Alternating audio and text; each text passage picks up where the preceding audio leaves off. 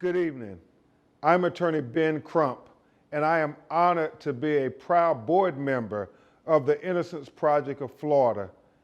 I am always extremely proud when I see the great efforts of Seth Miller, the executive director, and all of the administration.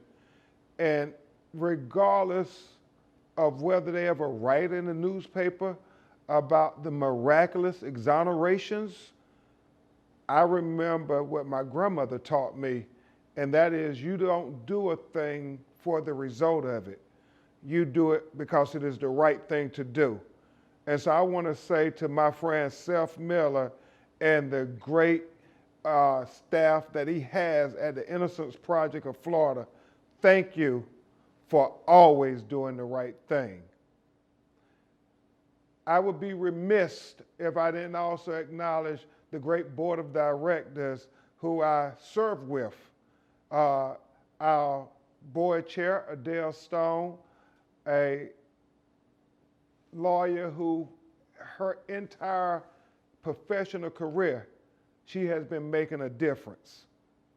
And certainly to our immediate past chair, my lawyer, Attorney Brian Tannenbaum.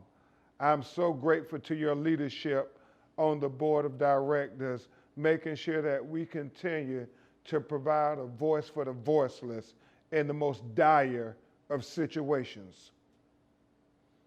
Obviously, you all have come to know me for fighting for the least of these, as my grandmother called them, as she makes reference to the biblical passage.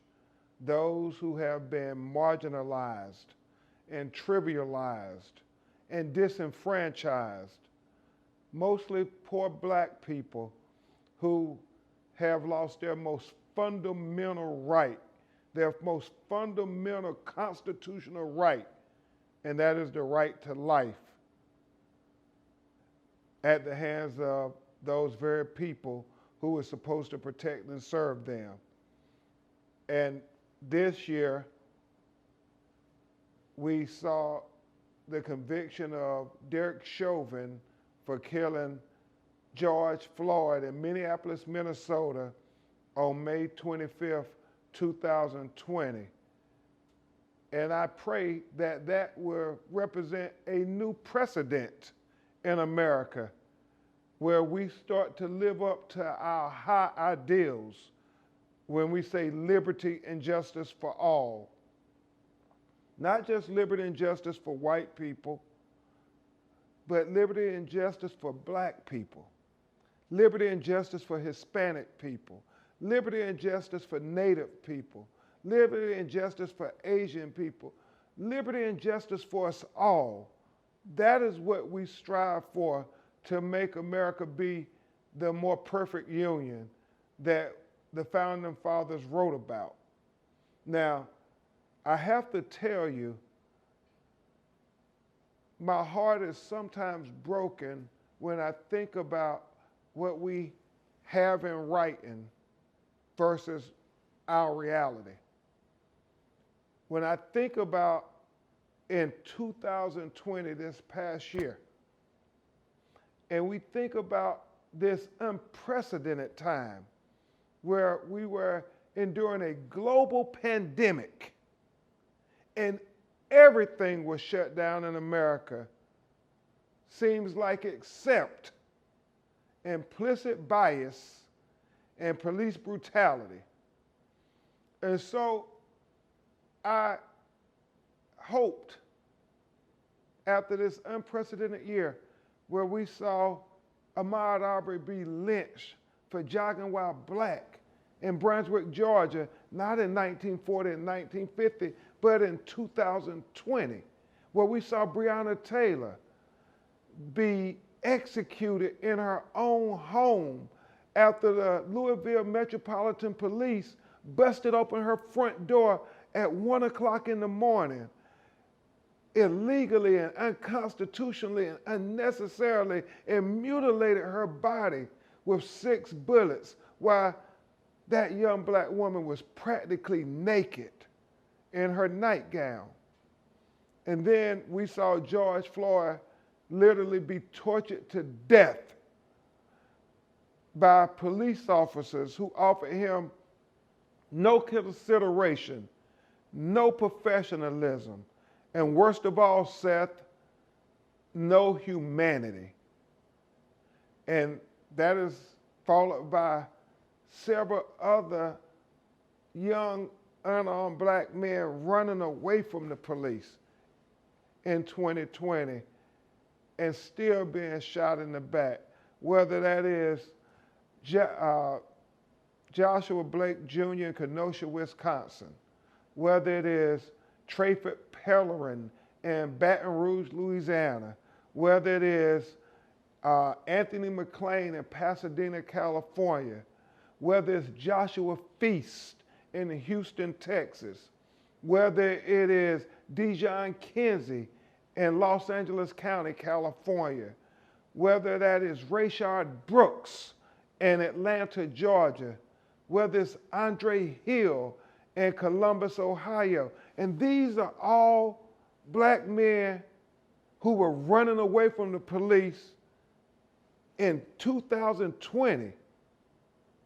Anthony McClain was trying so hard to get away from the police that he literally, Tannenbaum, ran out of his shoes. And they still shot him twice in the back. And as he was on the ground bleeding, they came up and put their knee in his back. And he said, "Come on, man, call an ambulance. I can't breathe." And what did the officer do? Put him in handcuffs, offering him no consideration, no professionalism, and no humanity, as Andre McClain bled out on the ground. And people in California remembered that sound, "I can't breathe," from what they had heard earlier as George Floyd narrated the documentary of his own death. And so I think about those injustices, and I think about how Derek Chauvin trial was watched by the whole world, because we all saw that video of George Floyd, and once we saw that video, we could not unsee that video in our mind. And so that video galvanized people not only in cities all across America, but it galvanized people in cities all across the world. We had people from every corner of this earth contacting us saying, until we get justice for George Floyd, none of us can breathe. So I say all of that as a preface to this concept of liberty and justice for all, because worse than how they killed George Floyd, worse than how they killed Breonna Taylor, worse than how they killed 12-year-old Tamir Rice, worse than how they killed Pamela Turner, an unarmed black woman outside of Houston, Texas, worse than how they killed Botham Jean in his own apartment eating ice cream, worse than how they killed Philando Castile sitting in the passenger seat with his girlfriend driving and his little baby daughter in the back. Worse than all of that is how they kill our young people in every city, in every state, and in every courtroom every day in America with these trumped up felony convictions. And I do mean trumped up felony convictions. You know, states like Tennessee and Texas have 1 out of every 5 black men labeled as a convicted felon. And that's not very different from our state and many other states in America. This disproportionate number of black men who are criminalized as convicted felons. The experts opine, if this trend continues, that in the next 25 years, 1 out of every 3 black men in America would be a convicted felon. And so what we have to do is speak truth to power, because we know that even though black men only make up 7% of the population in America at most, they are, in many states, making up almost 50% in incarceration in prison and jails. And those numbers are equally horrific on death row. That's why the work of the Innocence Project of Florida is so very important, because I know firsthand how easy it is for a young person of color, especially a black person, to be caught up in the discriminatory, racist criminal justice system.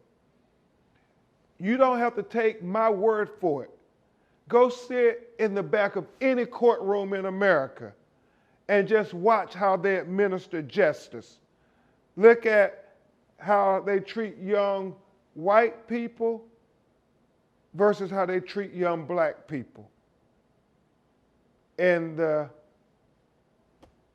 vivid distinction would be so apparent how our white brothers and sisters seem to get a slap on the wrist. But oftentimes, marginalized minorities, especially African Americans, are never given the benefit of the doubt, the benefit of consideration, the benefit of possibility. Oftentimes, they are forced into some plea agreement and they are fingerprinted and they are convicted of a felony conviction that they now have to wear like a cross on their backs for the rest of their entire life. And in this information technology age, when you type their name into the system, the first thing that comes up is that they're a convicted felon. And therefore, we know once they're in the criminal justice system, they're likely to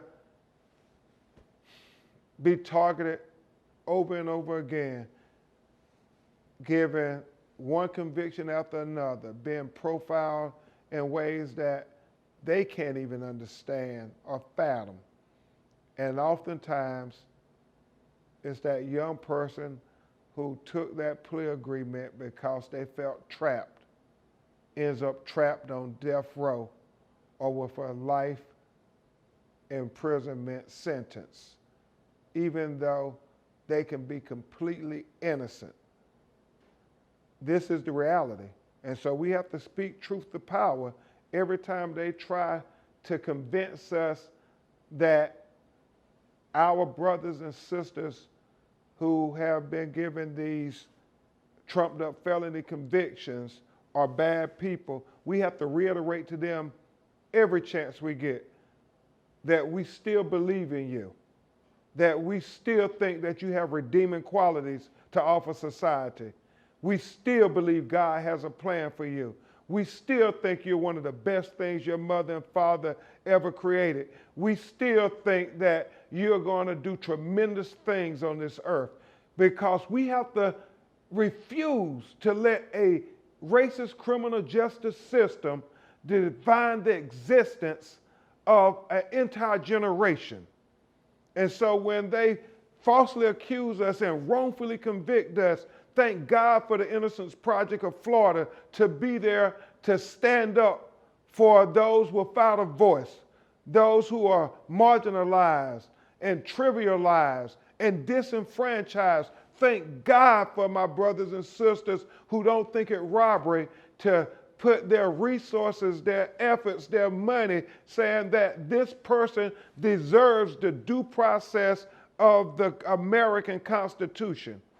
Because that's what we mean when we say for liberty and justice for all. We're talking about you all.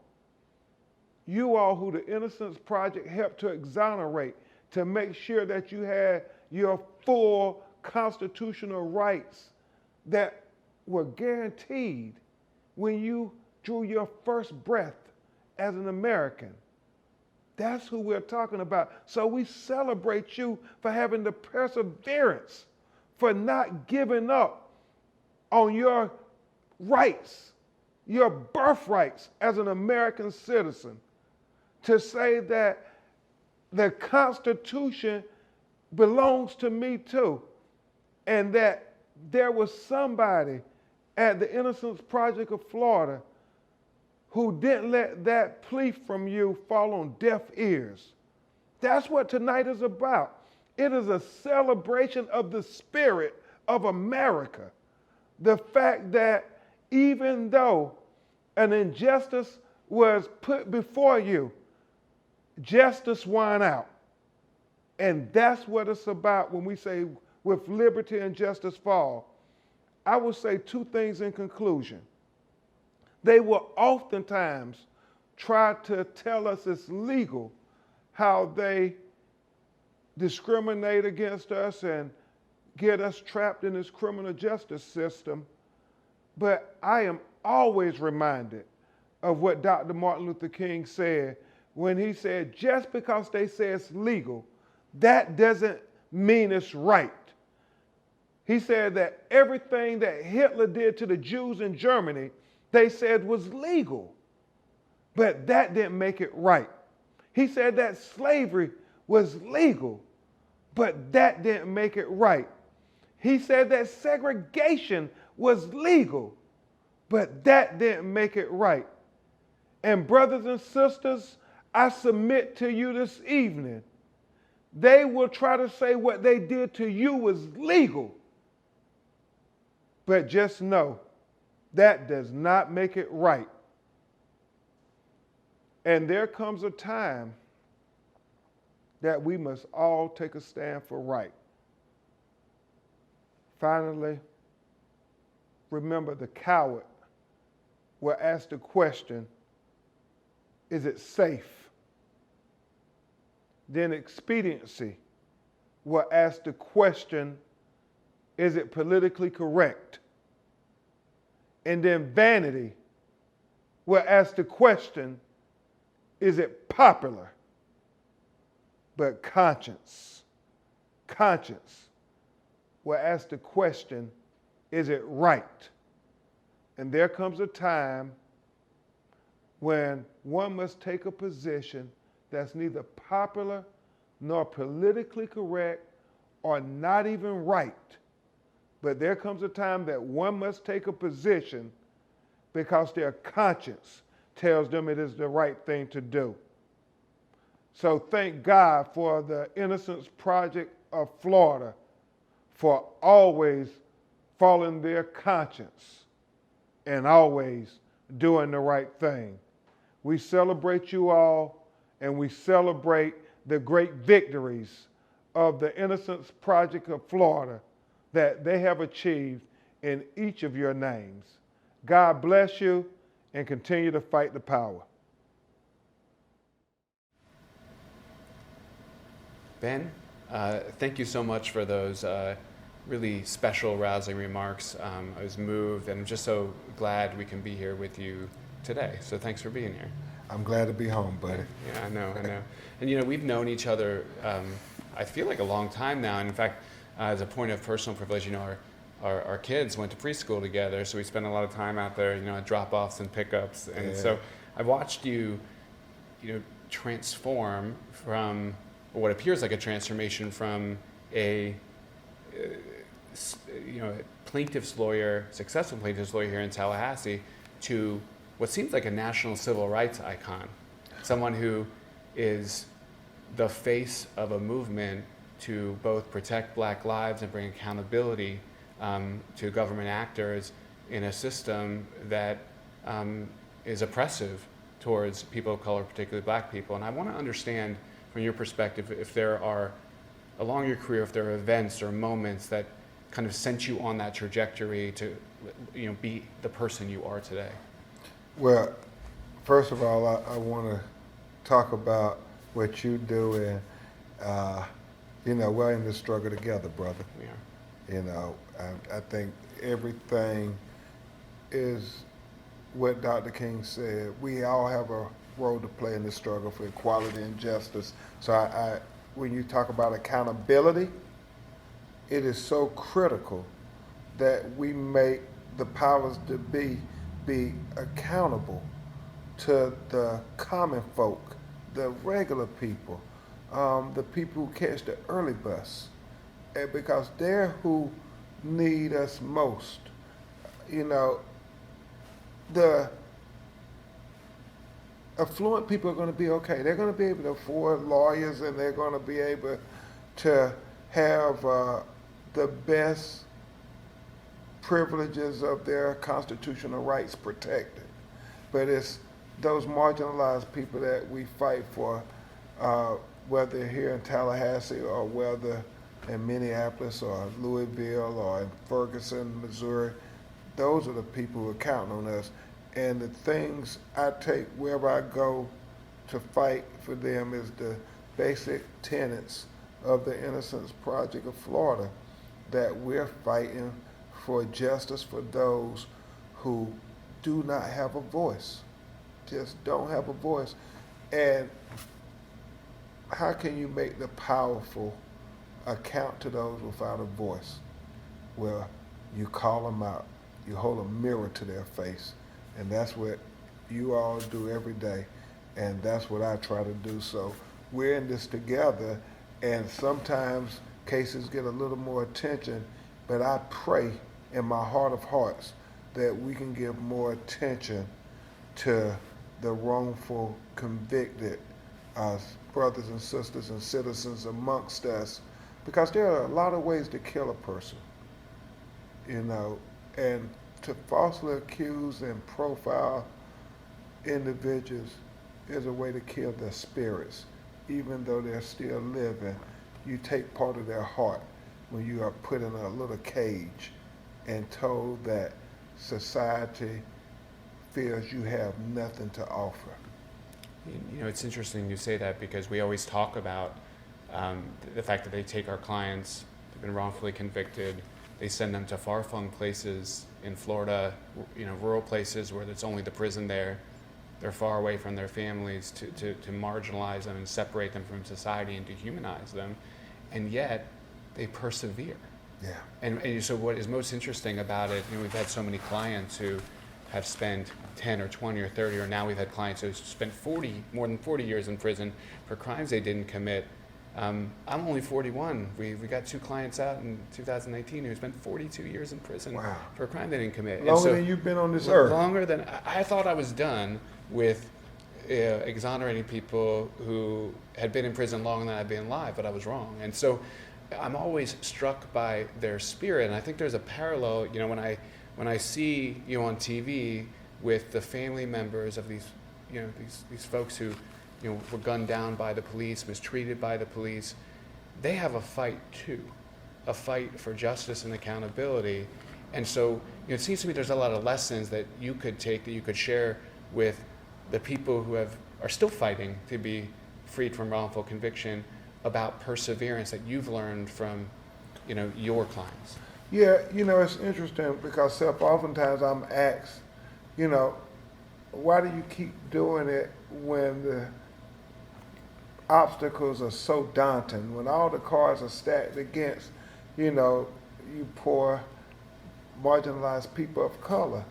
And the thing I keep saying is, well, I started off life with a strong black woman who put common sense in me.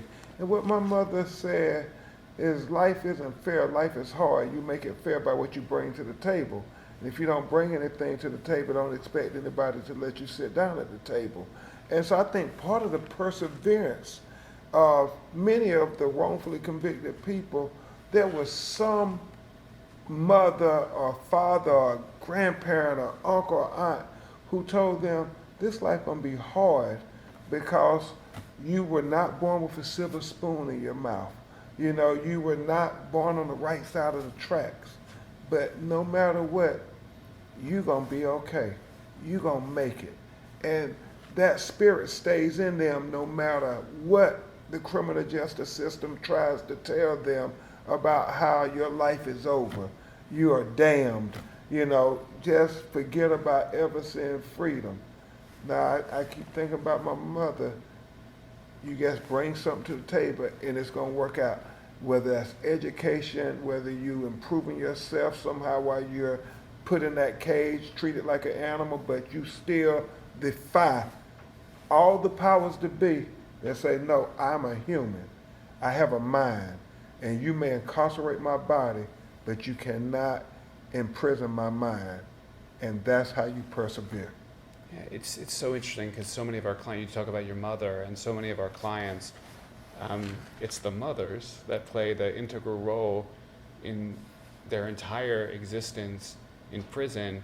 So many of our clients have lost their mothers while they're in prison, but it's the need to persist and to overcome, to prove something to their mother, right, and the rest of their family, but particularly their mother, that gets them to write that letter to us, and then we find it and we learn about their case and we review it and we say, oh, there's something here, and we move forward. I mean, so many of our clients have nothing. They're poor people. Yeah. And I think the important thing about the work that you do, the important thing about the work we do, is that without people stepping in the breach for people who are poor and are marginalized, this wouldn't get done. Yeah. Except I just want to, just a word about mother's self. The thing to me that so vividly define how important many of our mothers are to us is what George Floyd said on the video. When he came to the realization that his life was seeping out of his body because the officer would not take his knee off his neck, he called out for his mama, even though she had been dead for 2 years. Because oftentimes your mother is your first protector, she is your first teacher, she is your first instructor of life. And so I think many of the wrongfully convicted citizens who you have the honor of representing, they often think about, what is it in this life that has me in this cage? And they try to go back and think about the teachings of their mother, that first person who tried to teach you the right and wrong of life. And as they sit in a cage, completely innocent, they know this is wrong. Yeah, I always think about, I've learned so much from my clients. Mm-hmm. And I have clients who are artists and musicians, writers, all different types of people with all different types of talents, and the lost human capital, right, in prison. And so when I think about changing the carceral system, changing the criminal legal system, I think about the work you're doing as pushing that change certainly faster than it wants to happen. And I think about our cases. You see that we don't see police shooting unarmed people in the back, but what we do see is fabricated evidence, use of unreliable jailhouse, knowing use of unreliable jailhouse informants. We see fabricated forensic evidence, all kinds of government misconduct, and then what do we have to do with that? We have to both get a person out of prison and then hold the system accountable, hold the people accountable, so we can make sure it doesn't happen to people in the future. And I want to just ask your thoughts about, particularly in light of the outcome of the Derek Chauvin trial, how are we doing? I mean, are we seeing a sea change? Is accountability something that we can actually reach, not just justice, or not just accountability, but justice as well? Well, I think George Floyd's tragic death gave us an opportunity to be able to do something significant in America, and we can't squander this moment because America is finally having a conversation on racial reckoning that they have long tried to ignore. And the fact that they're having this conversation is significant. But, talk is cheap. You have to take action. And so we're fighting to get the George Floyd Justice and Policing Act passed, which talks about accountability, talks about government misconduct.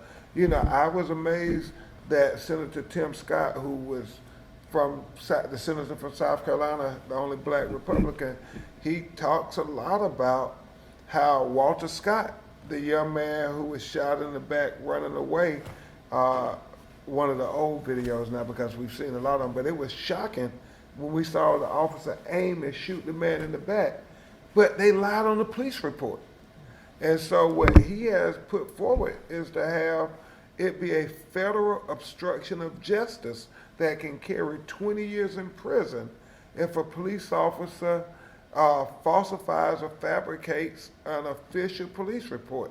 So hopefully that will not only help have truth and transparency prevail when they use excessive force on yet another unarmed black person, but also when they try to wrongfully convict a person that, hold on, if you lied on this police report, you're going to go to prison for 20 years. So hopefully they won't be so reticent in doing that, and more people won't have to endure a wrongful conviction that, you know, I keep thinking every time we talk about this stuff, Seth, my grandmother, who obviously had a profound influence on my life, she would often say, what's worse than a lie? And she said, that is to tell the truth and nobody believe you. Mm-hmm. I'm sure you can only just sympathize with so many of your clients who said, I was always telling the truth, but nobody would believe me. Every one of them said it. Yeah. Everyone. And so I think about that all the time, Seth, when I think about the great work y'all do. My grandmother said, that's worse than any lie. Yeah. Ben, I want to thank you so much for your commitment to the organization, Innocence Project of Florida, for your service on our board, and for taking part in this program today. We want to congratulate you on all your work and all the work that you will do in keeping up the fight for liberty and justice for all people. So thank you so much, Ben. Hey, thank you, brother. Yeah. Keep up the work Yeah. you're doing. Thanks. It matters. Thank you. And again, thanks, Ben. Thank you to Ben Crump. I hope you all enjoyed that. And we are going to go to some more stories of freed innocent people that we hope you enjoy.